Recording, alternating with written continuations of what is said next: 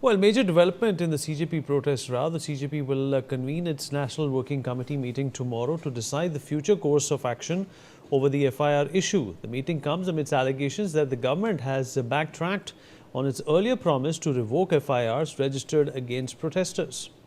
Atul, my colleague, is joining us on the broadcast to give us more updates about this. Atul, it seems that the CJP is getting ready for another protest.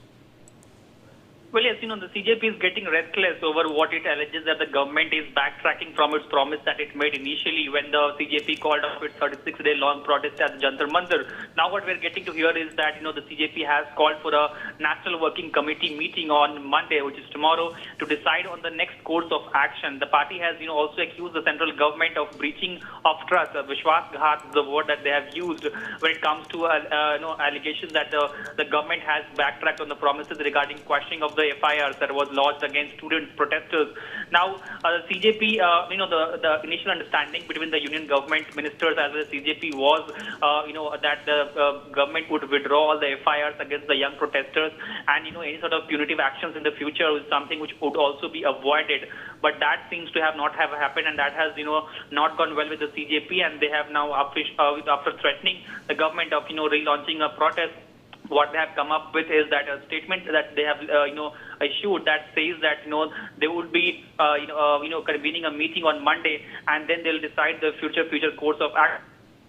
After, the Supreme Court hearing that happened on August 18, where the CJP claims that, despite the Supreme Court, and the bench asking repeatedly the Solicitor General about, considering, giving a consolidated list of FIRs against students that needs to be quashed. And the Supreme Court was willing to do this under their special powers under Article 142. But the government, the CJP, says that they refuse to commit to, providing any sort of list regarding that. And that is something which the CJP has highlighted.